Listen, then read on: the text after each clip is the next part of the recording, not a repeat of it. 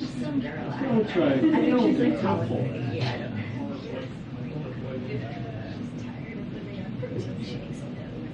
I don't know. It's incredible. Yes. So they are shocking. I love that. Not so much. Right, Karen?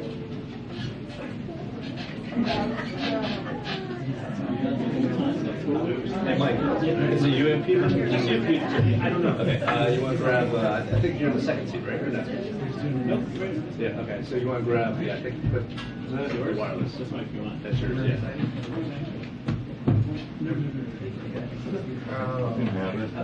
The anchors, if you do a hit on hit before two, it's fine.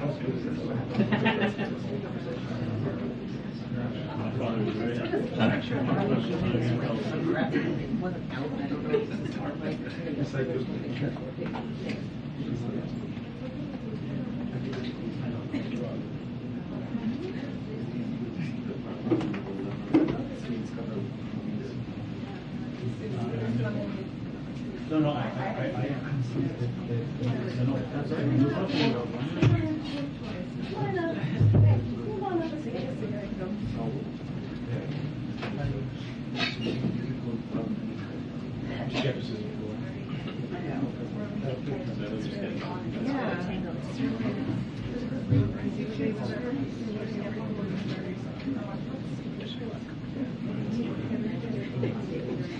We're like a singer circle. Yeah, the kids, the tiny mic. She'll probably be kidding millennials not making that anymore. It's like the Gen Z. Is that right? I'm sure it'll be some more Rochester.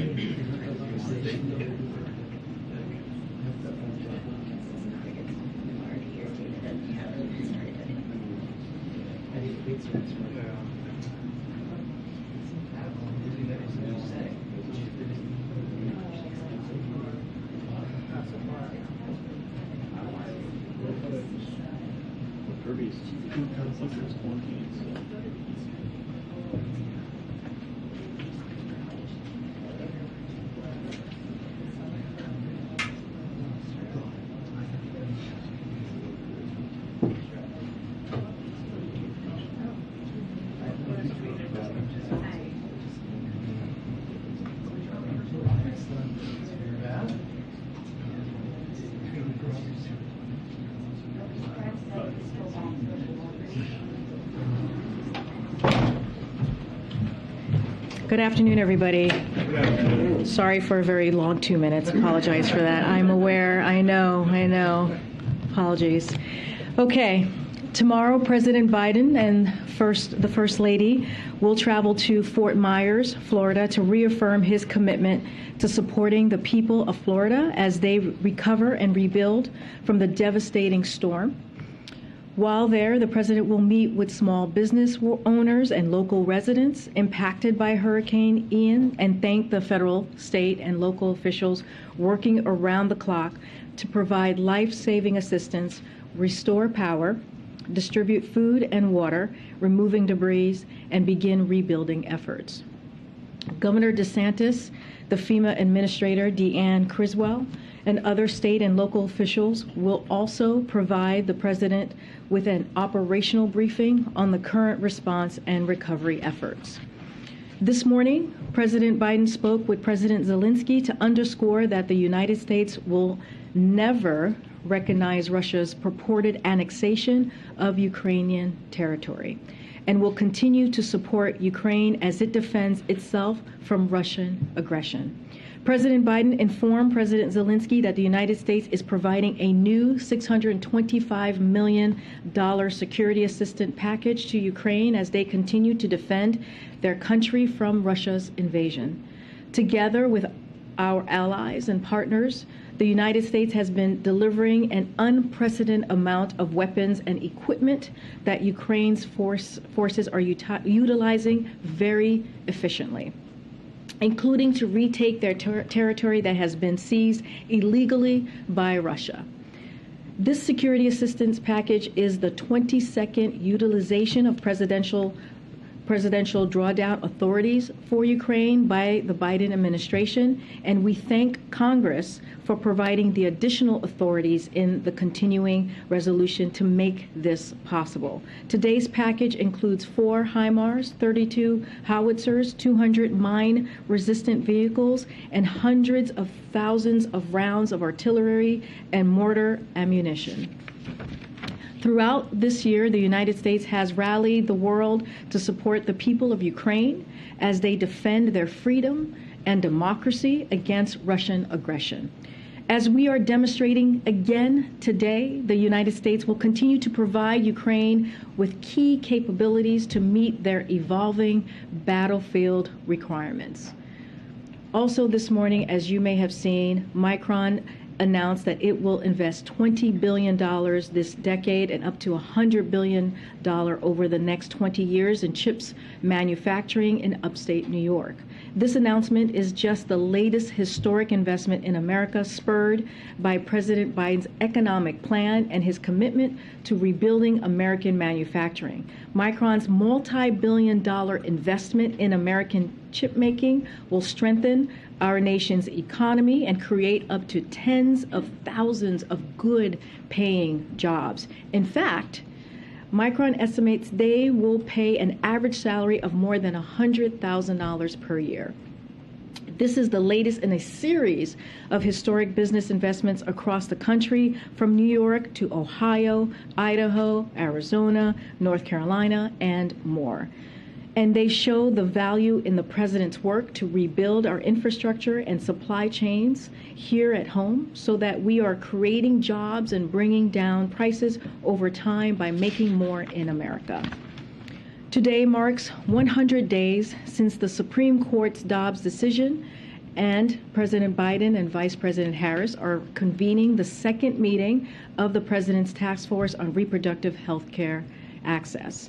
This morning, we released a report from Jen Klein, who directs the Office of Gender Policy Council, to the Vice President and Vice President on the onslaught of radical and dangerous actions from Republican officials since the Dobbs decisions. That includes, of course, Senator Graham's proposed national abortion ban, and in Arizona, a court decision to reinstate an extreme abortion ban that sends Arizona women back to 1864. As a result of these actions, millions of women are facing barriers to critical health care, and doctors and nurses are facing criminal penalties, including being thrown in jail for providing that essential health care. These extreme abortion bans also have consequences that extend beyond abortion, including reports of women being denied prescriptions at pharmacies to treat miscarriage and conditions like arthritis and cancer, and threats to contraception, including for college students as well. In today's task force meeting, the President and Vice President will hear directly from healthcare providers across the country about the impact that abortion bans are having on their work, and they will also be clear that the only way to fully protect a woman's right to choose is for Congress to act by codifying Roe into law. Finally, a note on junk fees.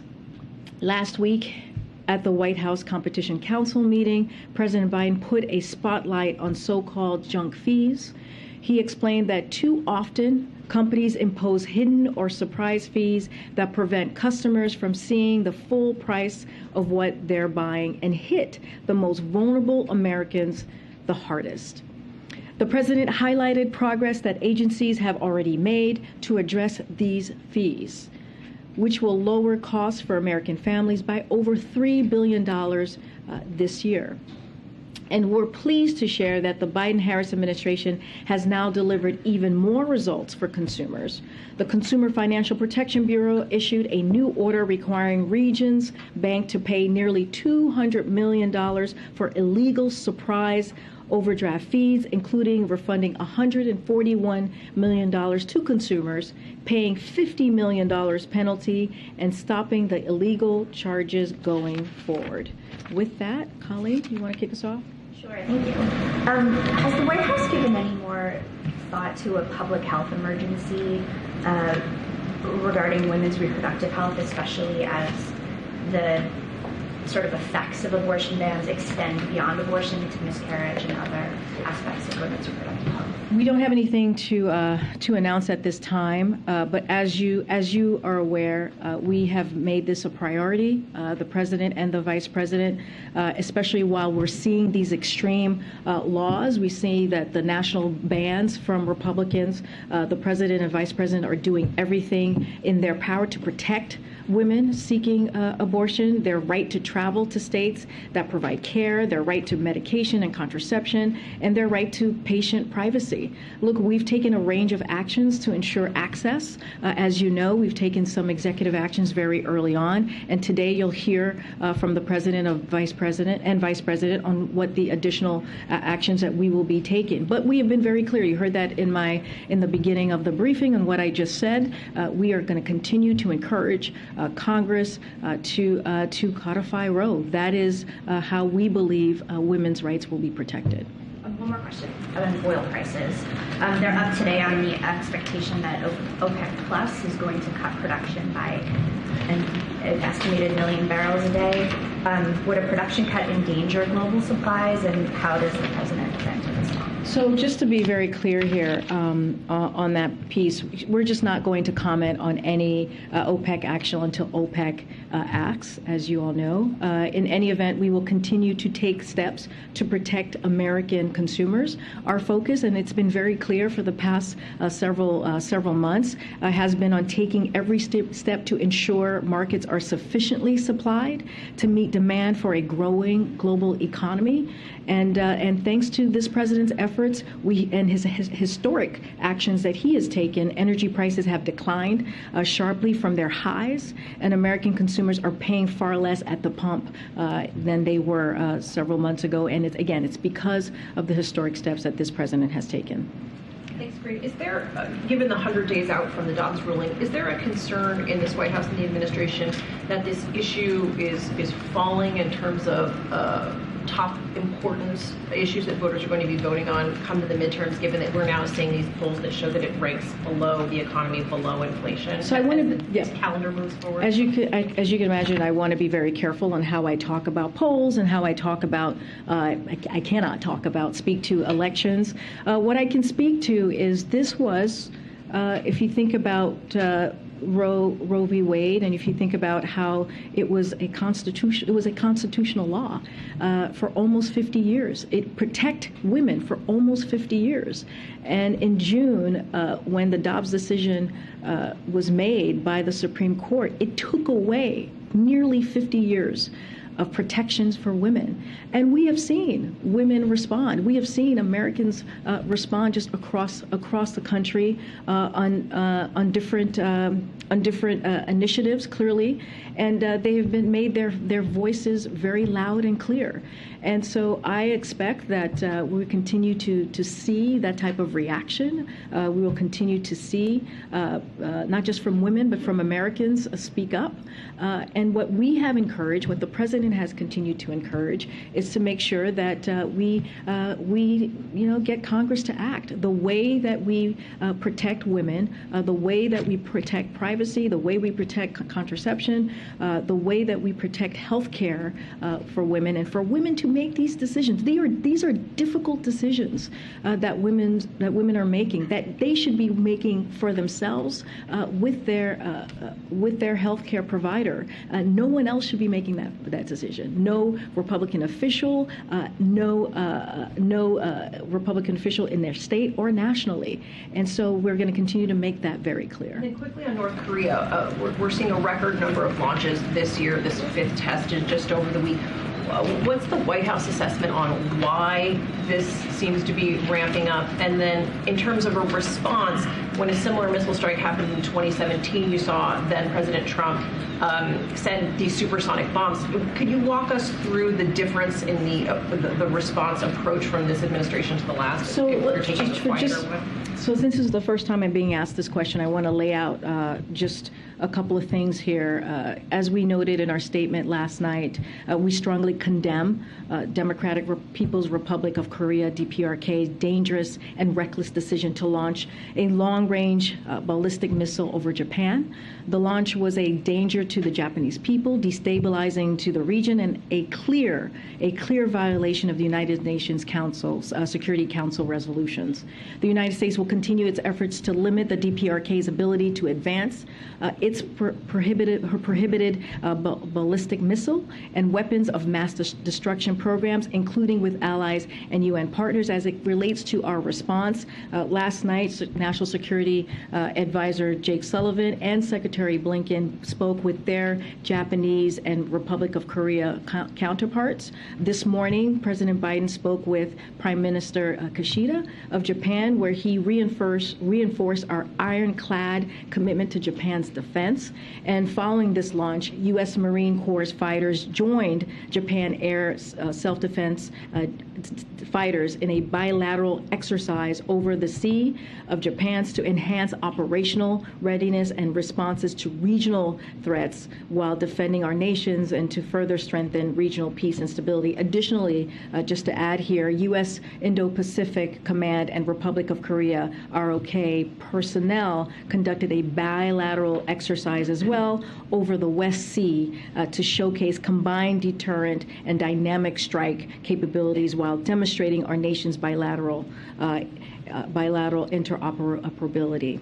We will continue to coordinate the immediate and longer-term response bilaterally, trilaterally, with the Republic of Korea and with the international community. So we have been talking to our counterparts, taking bilateral, trilateral actions over the last 12, 20 hours or so, and so we'll continue to do that. Thank you, Karine. Just a quick follow-up on that. Was there sort of any consensus that was reached on how to grapple with these missile launches, considering we've been seeing them consistently? And, we understand that the president had this conversation and Jake had this conversation, but is the sense that the White House is just sort of resigned to continuing to let these launches take place, or, are there specific sort of points of action that you can share? Well, I just laid out points of actions that we have taken, these bilateral actions. So certainly we are taking we're taking this very, very seriously, for sure. And we have commented, as you know, and you've heard us comment on any missiles that have been launched over the last several months. Look, our position, though, on this is diplomacy and dialogue remain the same. That has not changed. And so this action underscores the urgent need for dialogue and diplomacy. We understand that, and that's what we have been calling for. Our goal remains the complete denuclearization of the Korean Peninsula.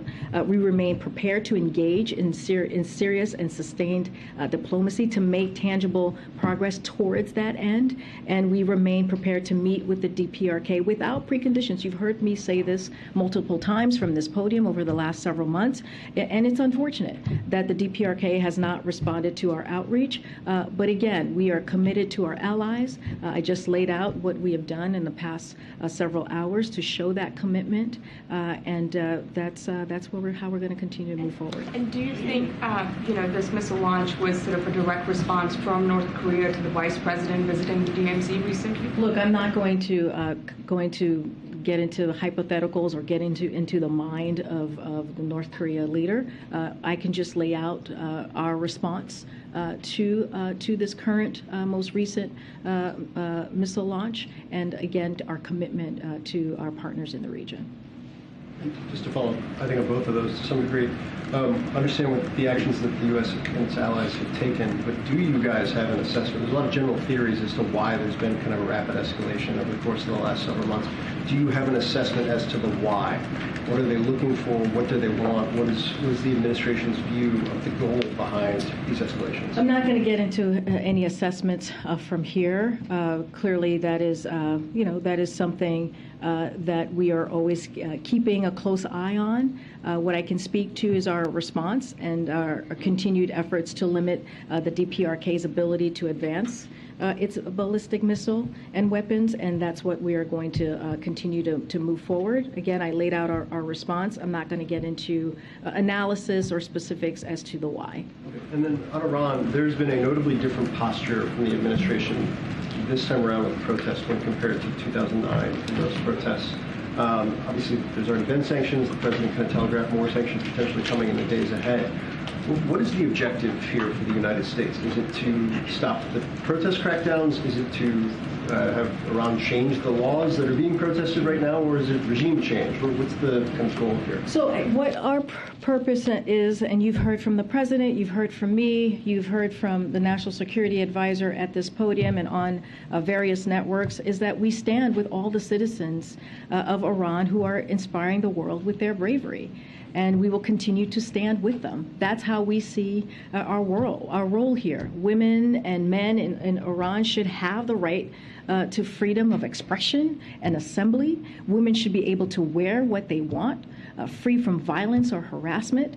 Iran must end its use of violence against its own citizens simply for exercising their fundamental freedoms, their fundamental rights. We will continue to take action to hold Iran officials accountable and support the rights of our Iranians to protest freely. We have, just last week, we laid out the actions that we were taking, making sure that Iranians had access to internet as the government was stopping that freedom to access their right to global internet. We took actions there, and we'll have more this week. You'll hear from the United States on what will be imposing further costs on those how we will be imposing further costs on those perpetrators of violence against peaceful protesters, and we'll continue to hold Iranian officials accountable. But there's no goal to elevate the protests to create perhaps instability in the regime or anything? Well, we see our role of making sure that we show our support and stand with the citizens of Iran at this time. And as you have seen from our actions, that we are taking this very seriously, and you'll hear more this week. I wanted to ask about the status of Brittany Griner's release. As you know, the Russian court has set a court date for her. But this offer has been on the table for months now. Is there any sort of movement to get her released? And is there any sort of deadline that the administration can propose to get some kind of movement on this? So let me first say that we are aware of Russia's announcement that Brittany Griner will be forced to undergo another sham judicial proceeding. She should be released immediately. As we have said many times, Brittany Griner and Paul Whelan have been wrongfully detained by Russian authorities. President Biden, who met with, as you all know, their families about 2 weeks ago right here in the White House, is continuing to direct his administration to engage with Russian government through every available channel and make every effort to bring them home. That is a commitment that he has made. As I have said many times, it is again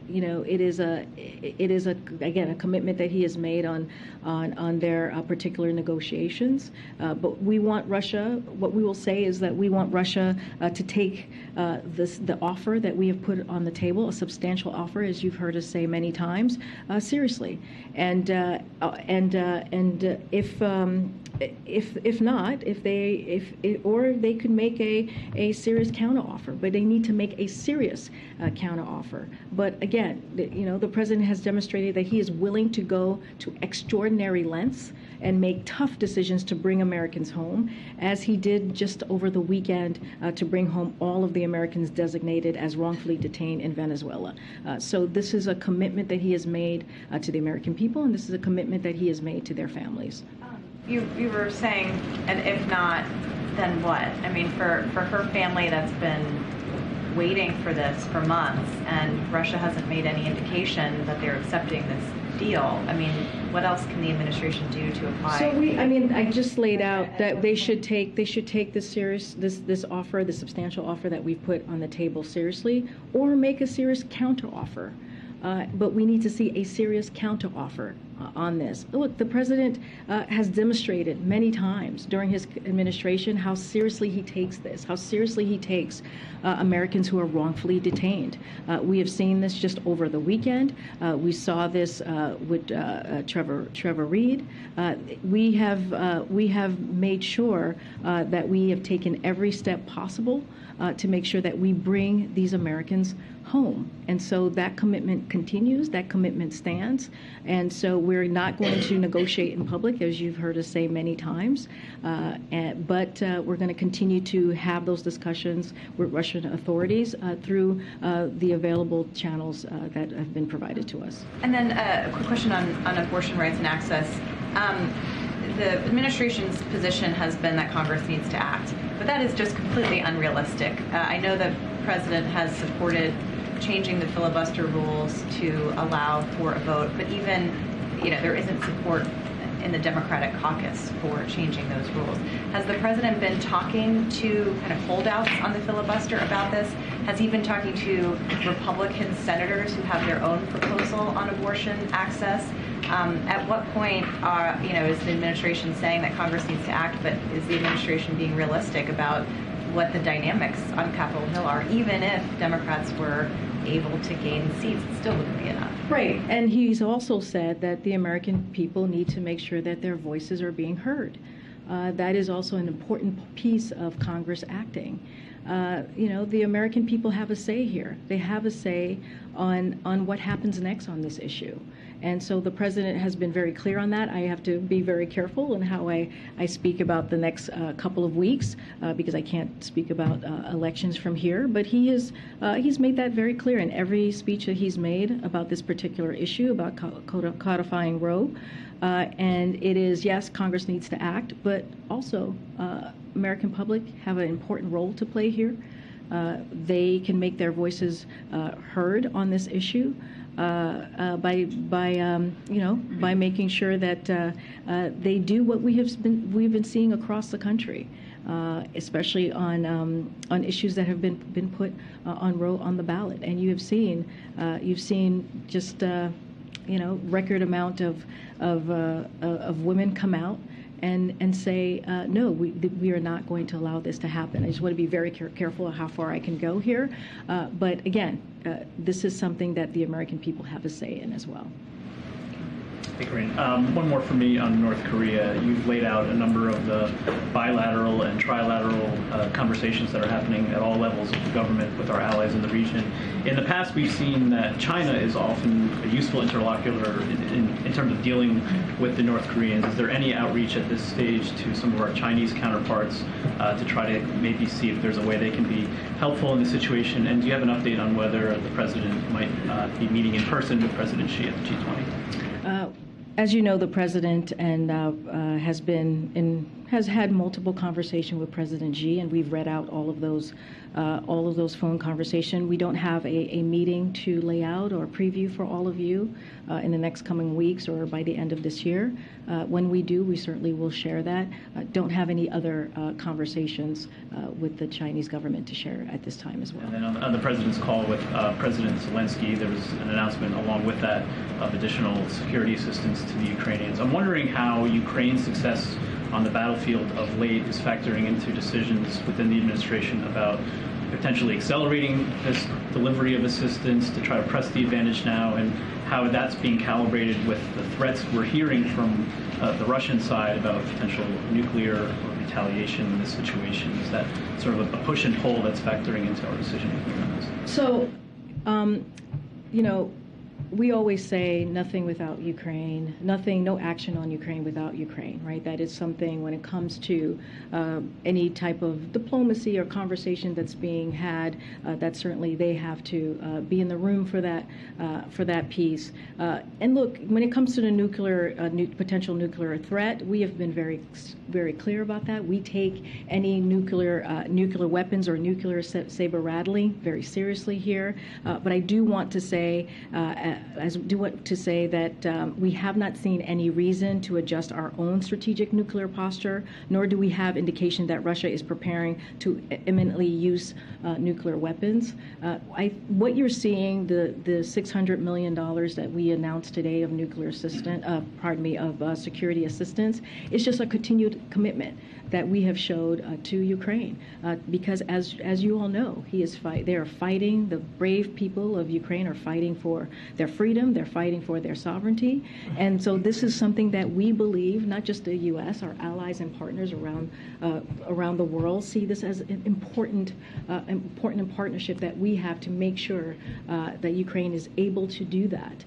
And so, as we have seen their successes on the battlefield, as we have seen them take back even territory that was supposedly annexed just a couple of days ago, we're seeing them have those gains and taking back their own territory. And so we're going to continue to make sure that we are there for the Ukrainians. That's why you heard we did the readout of the president's call with Zelensky, saying that we are going to continue to be there and be in partnership with them, and also give them a heads up of what we're going to provide, and making sure that they continue those successes on the battlefield. Look, this is important. This is very serious. When you're talking about a country's democracy, when you're talking about a country's freedom, it is important for us to be there and stand with the Ukrainian people, and that's what you're going to continue to see. One last question for me. You mentioned the president will be meeting with Governor DeSantis tomorrow as part of his trip to Florida. They've met in person in the past when he was visiting Surfside as well. Both of those conversations were above politics, focused on the tragedies at hand. But I'm wondering if the president will look for an opportunity behind the scenes privately tomorrow to speak with Governor DeSantis about some of his concerns about his actions as it relates to flying migrants into other jurisdictions. So, obviously the president laid out his concerns and outrage by the political stunt, and by the fact that people were misled. You've heard me talk about this. You've heard the president talk about this, and how they were misled and flown across the country with all kinds of promises that were not true. There will be plenty of time to discuss differences between the president and the governor, but now is not the time. As you've heard from the president, he has said, when it comes to delivering and making sure that the people of Florida have what they need, especially after Hurricane Ian, we are working as one. And so that is what the president is going to be doing when he's there in Florida. He's going to be listening to the people who live there, who have lost so much. He's going to be talking to the respondents on the ground who have been done tremendous work. As you know, the FEMA administrator will be traveling with him as well, and they're going to, Governor DeSantis and President Biden, as they have done several times leading up to this day, as Florida's been dealing with this hurricane. They're going to talk about what else are the needs in Florida to get to a place of recovery, to get to a place of rebuilding. But again, this is going to be, as you've said, above politics. You have seen them do this before. When Surfside, I remember you traveled with us when we went to Surfside, when the president and Governor DeSantis listened to the people of Florida who dealt in that community, who dealt with so much lost loved ones. And so that's what you're going to see again tomorrow. And also you saw that yesterday in Puerto Rico. Okay. Thanks, Karine. You've said the president was responsible for gas prices coming down. Is the president responsible for gas prices going up? So it's a lot more nuance than that, right? Peter, you know this. There have been global challenges that we have dealt with. When I say all, meaning other countries as well, have dealt with since the pandemic. There's been pandemic and there's been Putin's war. And Putin's war has increase gas prices at the pump. We have seen that over the past several months. And what the president was able to do, he took some historic steps when you think about the Strategic Petroleum Reserve and making sure that we were able to do everything that we can to bring that cost down for American families, give them a little bit more of a breathing room. And we saw that. We saw that every day this summer, saving American families over $1 per gallon. And so that is what the president's going to continue to stay focused on, our American consumers. How do we continue to keep prices down? That's why we did the Inflation Reduction Act. That's why we talk about the CHIPS Act. All of these things are going to help Americans here in this country. And there are consumers now in California paying $6.41 a gallon for gas, Nevada $5.51, Oregon $5.46. Who can afford that? And we understand that. That's why the president worked so hard the past several months to make sure that he did everything we can to bring gas prices down. We have seen fastest. I know you're pulling out a couple of areas across the country, and I get that, and we understand that there's more work to do. We have never said we were done here. We have always been very clear that there is more work to do, but we have seen, the reality is we have seen the fastest decline in gasoline prices in over a decade. That's because of what this president has done. And again, prices going down by more than $1 per gallon. And these are real savings. You're talking about $100 per month in savings for an average family with 2 cars. When the president went to Saudi Arabia, he said, I'm doing all I can to increase the supply for the United States of America, which I expect to happen. What happened? So I want to be very clear, and we have said that, his trip to the Middle East was not about oil. It was about America's position in the Middle East and consultation with 12 leaders from across the region on a range of issues similar to his summits in Asia or the Americas, and later this year with African leaders. The president's trip was crucial. It was critical to U.S. national security, a more peaceful, integrated region, and for global security. And there were plenty of examples that we laid out to all of you as of why this trip was so important. But aside from that, the president took action. As I just mentioned, he took action these past several months, and every day in this summer, you saw prices take down at the pump. But we didn't just stop there. We saw legislative actions, historic actions that the president took to make sure that we're continuing to create jobs in America. We're continuing to lower prices. So there are multiple actions that this president has taken. Thank you. Can I follow up on Iran? Does the decision by the CIA director, Mr. Bill Burns, to speak out in support of the demonstrators in Iran was coordinated by the White House? Because as you know, Karine, the CIA director do not speak often. Mm-hmm. So is this a direct message to the Iranian regime that the U.S. will help the demonstrators? Can you say that first part about the CIA? I didn't hear that part. So Bill Burns gave an interview yesterday. Okay. And he talked in support of the Iranian demonstrators. But was this coordinated by the White House? Because for him to speak, that has weight.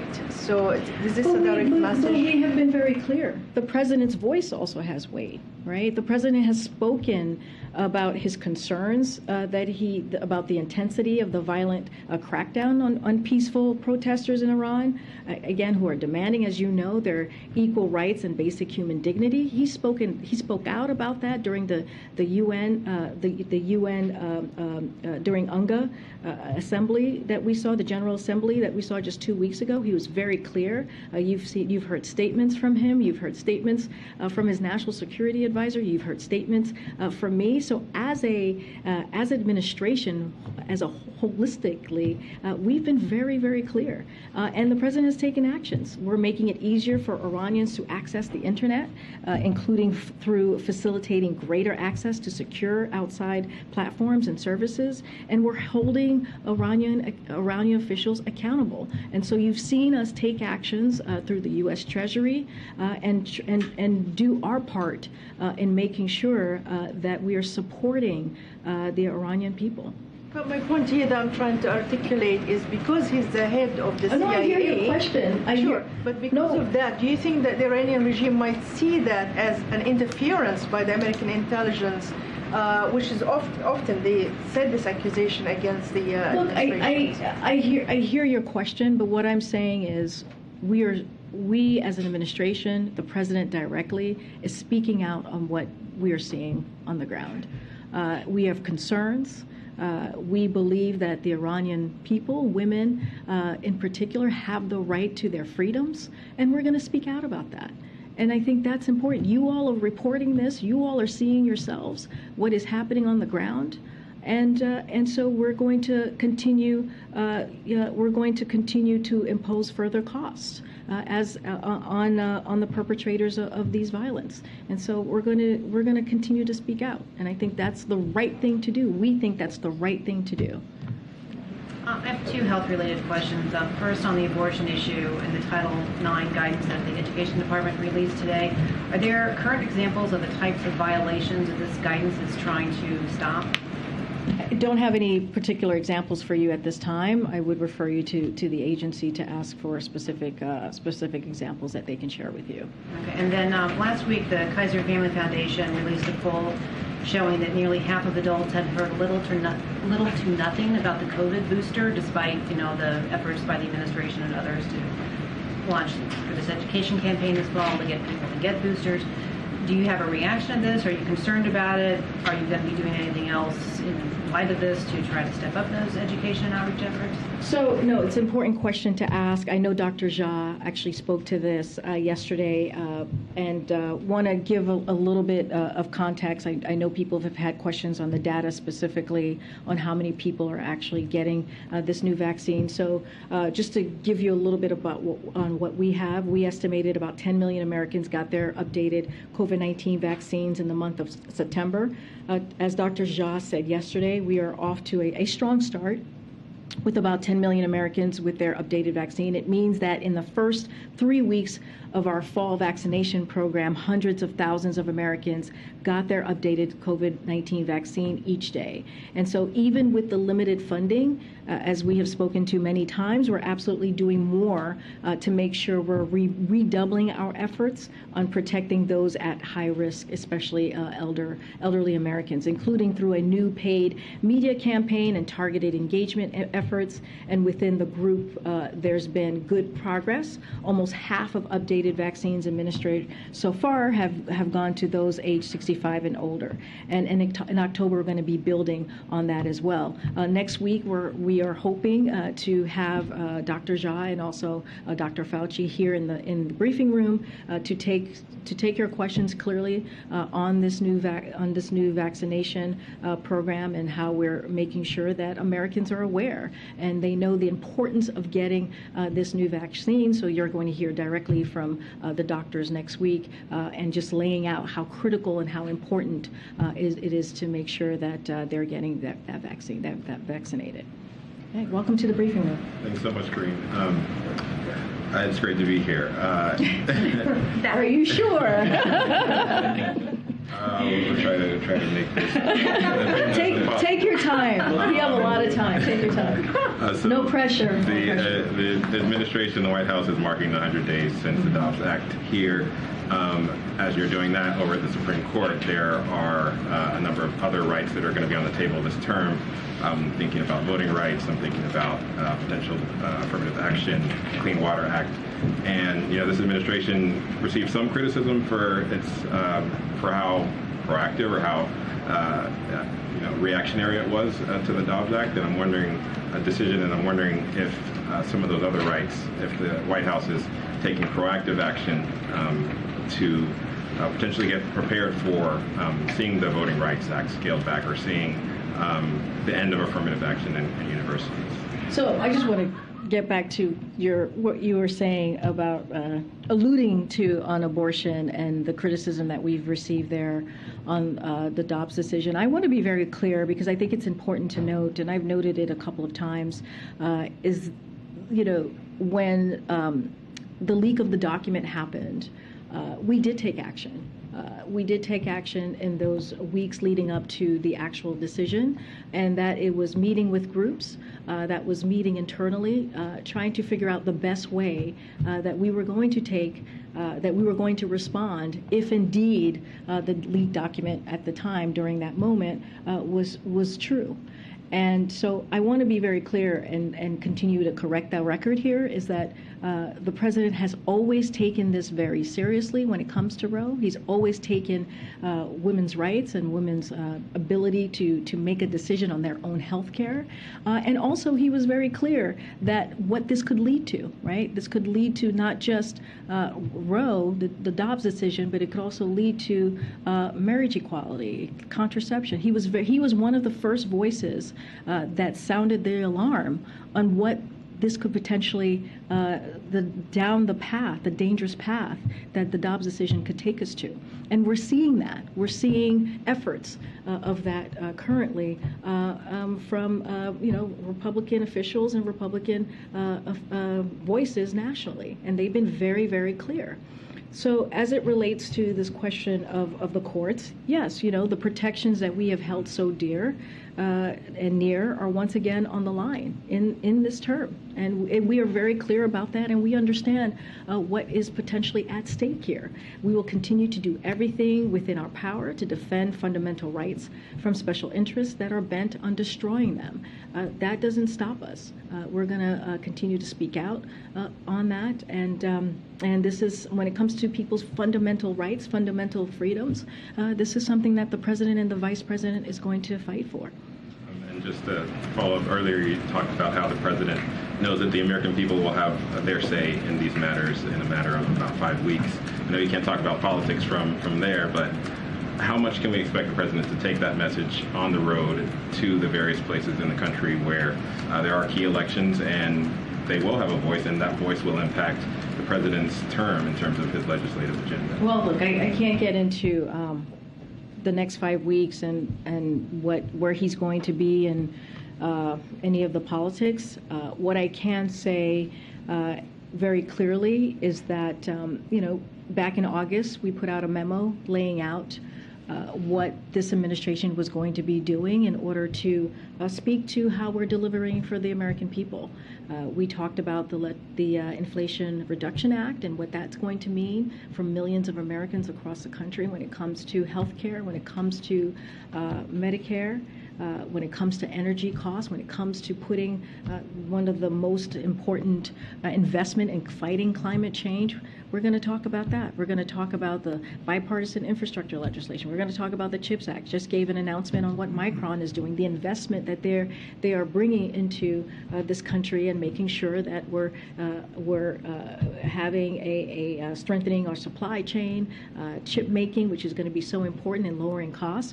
And so it's not just the president. It's going to be the cabinet secretaries. It's going to be the vice president, and it's going to be congressional members within their districts or senators in their states. And so we laid out that plan on what you were going to see from us.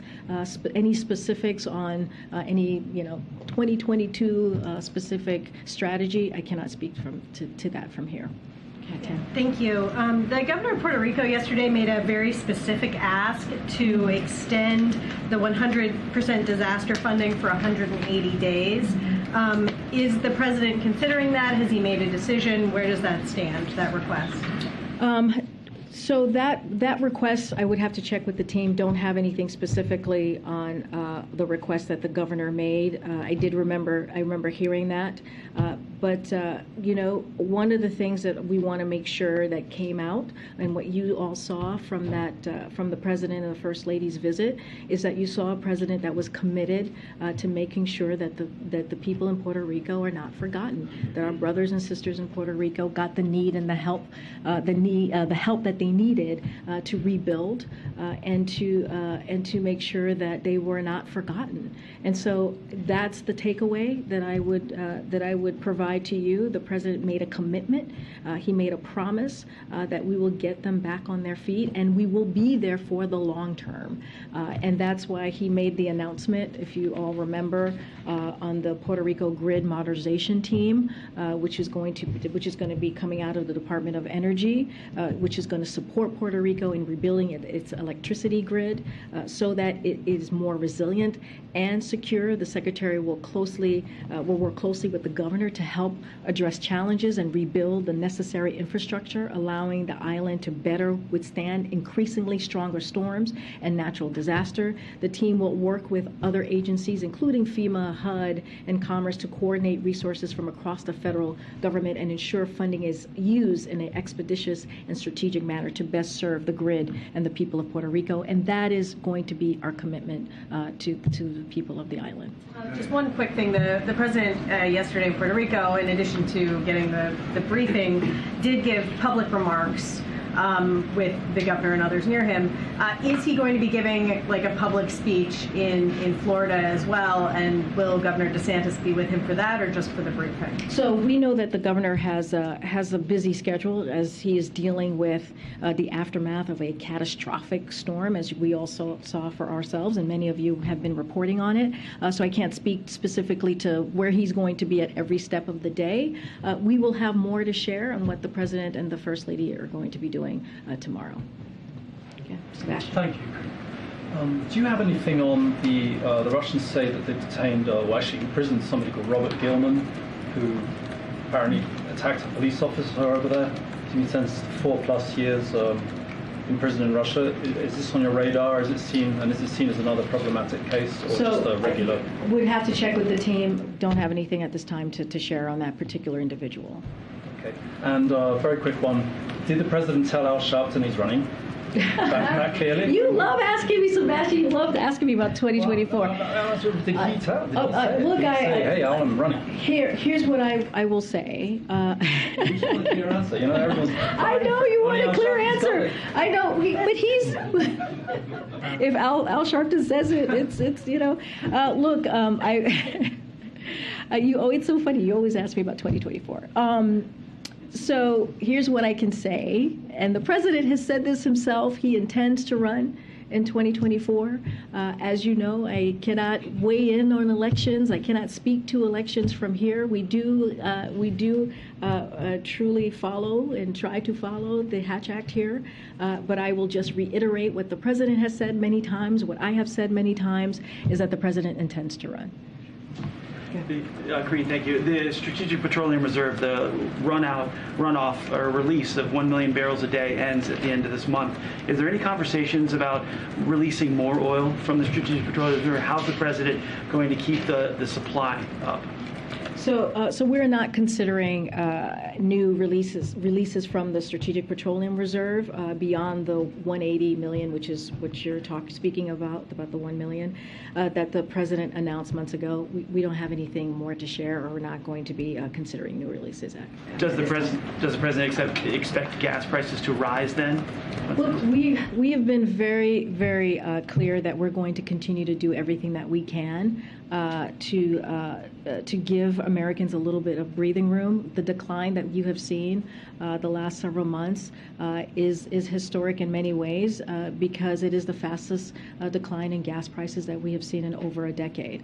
The president's going to continue to do that work, but it's not just gas prices. We've talked about the Inflation Reduction Act and how he's working to make sure we lower cost for Americans, whether healthcare or energy. I just laid out the CHIPS Act and how important that's going to be in lowering costs and also creating jobs right here in America. And so we're going to continue to do that work, but right now we're not considering to be doing anything more with the Strategic Petroleum Reserve. Thank you, Karine. Is the administration worried that Elon Musk is spreading Russian propaganda? Can you be more specific? Well, this weekend he put out this, quote, peace plan that includes giving Russia Crimea and redoing some of these elections, but with the UN watching. So wondering if there's concern there. So we've been very clear about this, and I just said this earlier in the briefing. Anything about Ukraine, we are not going to talk about Ukraine without Ukraine. It is their decision to make when it comes to any diplomacy or negotiations in that regard. And so I leave that to the Ukrainian people.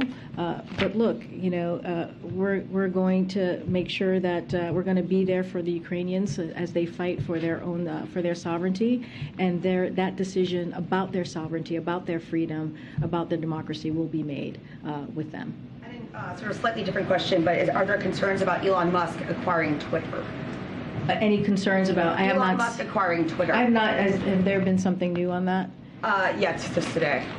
So we have been very clear on not commenting on any specifics potential transaction from here. So I'll leave it on that. I'll leave it to that. Thanks, Karine. The administration has said Americans would be able to apply for student loan forgiveness beginning early this month. Is the process being held up at all because of the lawsuits that have been brought? Don't have anything more on that. I think you'll hear more from us, from the Department of Education on that piece, on that implementation process. I think I've laid it out a couple of times here. They sent out some emails last week. But as it relates to the legal pieces, the lawsuits that you're seeing across the country, it's a shame. It's a shame that you have Republicans out there, Republican groups, Republican states that are trying to stop Americans from getting a little bit of a breathing room, a little bit of break. We're talking about 40 million Americans that could benefit from getting student loan relief. And it is shameful that they are siding with the special interests. It's shameful that they're not siding with the American people on this. And let's not forget, 90% of borrowers who are going to be receiving that relief will be making under $75,000. This is a commitment that the president has made. He made it during his campaign, and this is one of the ways that the president is going to continue to work for the American people, trying to find ways to give them a little bit of a break. And let's not forget, the pause is going to lift in December, so people are going to be paying back their loans. And while we're going through that process, he wanted to make sure that folks who were really affected especially by the pandemic, also got that we didn't forget them and give them a little bit of a break as well. Thank you. A couple quick ones. Last week I asked about Navy Lieutenant Bridge Alconis. I didn't know if you had an update on his case.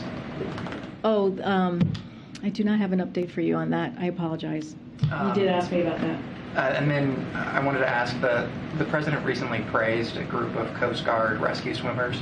One of them reportedly faces termination because he isn't vaccinated. And I'm curious, given the threats that we're facing abroad, would the president ever reconsider that vaccination requirement or consider issuing more exemptions? So, as you can imagine, the president has the deepest respect for the U.S. Coast Guard. That is something that You would hear from him directly, and the president and the country are grateful for all of the U.S. Coast Guard heroes that have led the effort to save lives in Florida. We have seen that with our very own eyes these past couple of days. I would refer you specifically to the U.S. Coast Guard on this issue, on this individual questions. It's not something that I would comment from here, but there, of course, have been multiple vaccination requirements, as you know, in place for quite some time. But again, I'm not going to comment from here on an individual case. Okay, then. A third one, last week the president brought up the Italian election unprompted in some remarks, and he seemed to say that the election of the Italian prime minister, or I should say the incoming Italian prime minister, was part of this larger, greater global struggle between democracies and autocracies. Was the president suggesting that the election of that prime minister was somehow part of that larger threat to democracy? So look, as we have said, and I have said this before, we respect the democratic choice of the Italian people. We have said that, and it's something that we will continue to say.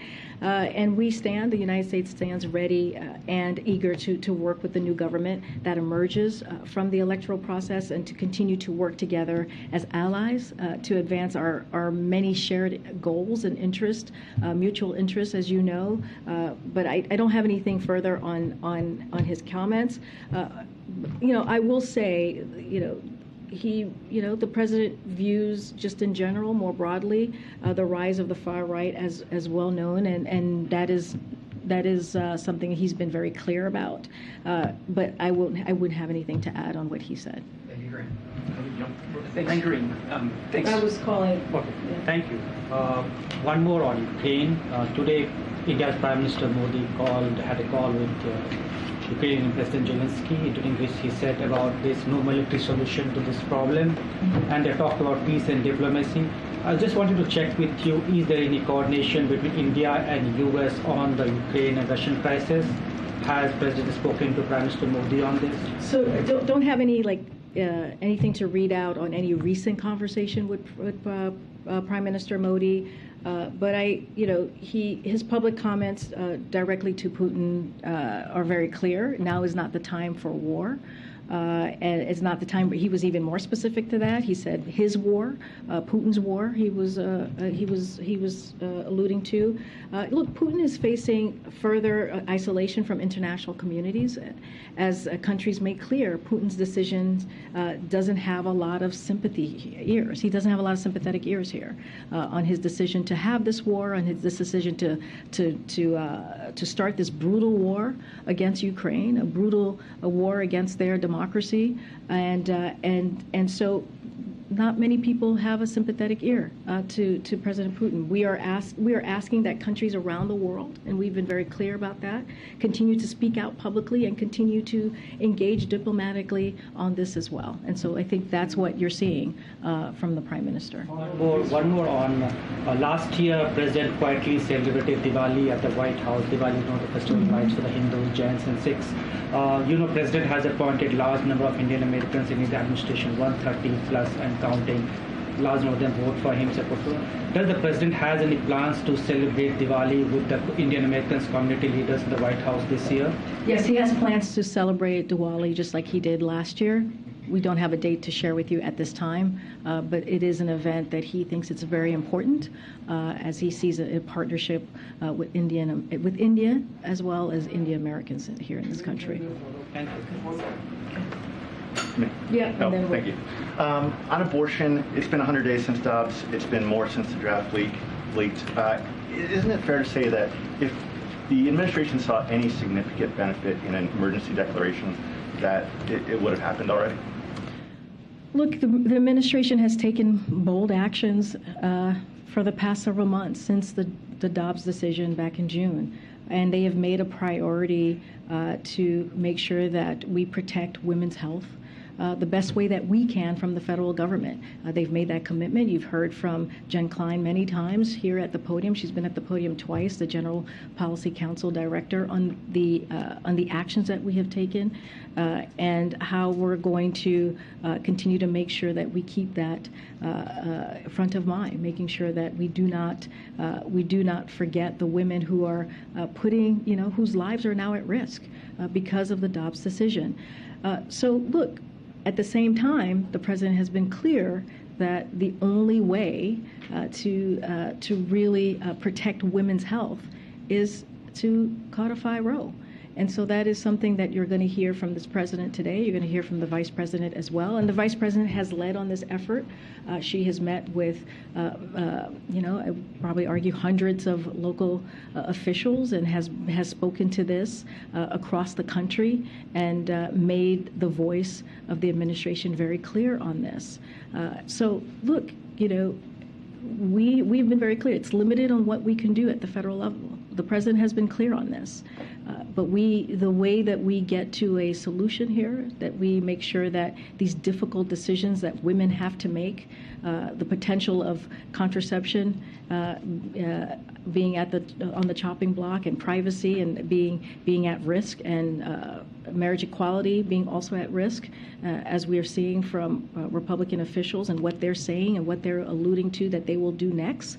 We have SCOTUS that's back, as somebody was asking me, the actions that they can potentially take. We believe in protecting the fundamental rights and freedoms of Americans, and we're going to do everything that we can to make that happen. And real quick on gas prices, you alluded to some of the steps that were taken to drive gas prices down. Now that they're going back up, is the White House confident that it has the policy tools remaining to drive those prices back down, or are all the good options essentially exhausted at this point? So, look, again, we're going to do everything that we can here in the administration to lower costs for Americans. That is going to continue to be a #1 priority, especially as we look at the president's economic plan. We're continuing to release oil from Strategic Petroleum Reserve through November. That has not stopped. That continues. As the president, as we know, announced that this past spring. We're continuing to engage directly with industry to ensure that the private sector is also doing everything it can to build resilience ahead of the coming season. We know winter is here.